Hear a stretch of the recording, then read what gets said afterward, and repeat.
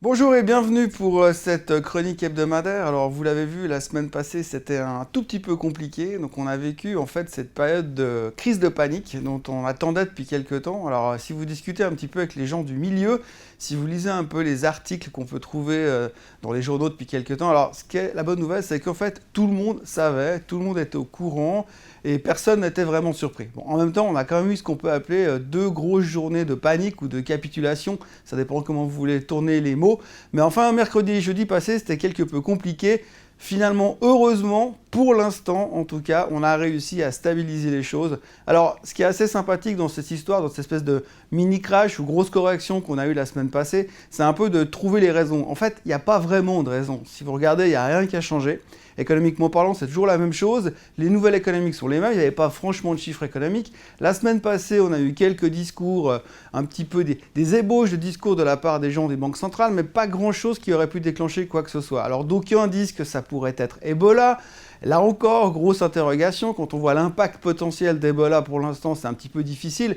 Mais enfin bref, c'était une crise de panique. Alors on peut simplement chercher peut-être au niveau de tout ce qui est électronique. On a vu que les machines sont en train gentiment de prendre le pouvoir à certains niveaux. Et la semaine passée, on a quand même eu une espèce d'osmose générale où vous avez tout le monde qui vend en même temps, qui réagit en même temps. Donc on peut légèrement se douter qu'éventuellement, peut-être, il y aurait des machines tout en haut qui auraient pris une décision commune. Vous savez, la volatilité qui monte, le stress qui augmente, ça déclenche des signaux, tout le monde a les mêmes signaux et boum, tout vend. C'est un peu ce qui s'est passé en fin de semaine où finalement tout le monde a racheté sur le même modèle. Bon, là ça suffit, on a cassé les moyennes mobiles des 200 jours, on a exagéré à la baisse et on repart à la hausse. Alors aujourd'hui, quand on regarde les nouvelles de ce matin, toujours rien de changé, très peu de chiffres économiques à attendre cette semaine. On va vraiment se concentrer uniquement sur les chiffres micro, puisqu'on aura Apple ce soir qui va commencer la semaine avec Apple et IBM, donc deux grosses sociétés qui vont donner un petit peu plus d'informations sur la suite des événements. Par contre, au niveau économique, très peu de choses à attendre cette semaine, c'est très calme. Très peu de personnes de la Banque centrale sont aussi dans l'agenda, donc ça risque d'être un petit peu une semaine, on va tous se regarder en se disant bon, qu'est-ce qu'on fait?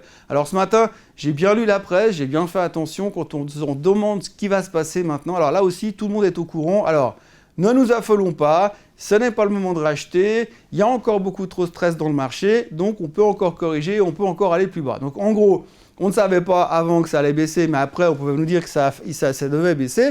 Maintenant on est en bas, on sait que ça va aller plus bas, donc il ne faut pas racheter. Donc voilà, tout le monde sait tout le temps, c'est la même chose. Donc c'est un petit peu une semaine grise où il ne va pas se passer grand chose en termes de grosses informations, si ce n'est pour les sociétés. Et on va un petit peu regarder comment ça va évoluer. Alors, autre thématique, les monnaies, ce qui est assez étrange en ce moment, c'est que tout le monde s'intéresse de nouveau au marché boursier. Du coup, on ne parle plus des monnaies, les monnaies bougent beaucoup moins tout d'un coup. L'euro-dollar reste assez flat, ça ne bouge pas, c'est très calme. Même chose, en revanche, pour l'or qui se tient très bien aussi, puisque l'or est à nouveau à 1236. La semaine passée, on frisait les 1245. Pourquoi? Évidemment, valeur refuge. Et puis le pétrole. Alors, un des gros thèmes de la semaine, c'est le pétrole qui se fait littéralement exploser encore et encore. On a touché les 80 $ en milieu de semaine passée. Et là aussi, c'est un gros thème parce que finalement, le pétrole ralentit, le pétrole baisse, le prix du pétrole baisse. Donc, y a-t-il lieu de s'inquiéter? Oui ou non? Grande question. Alors, les deux camps.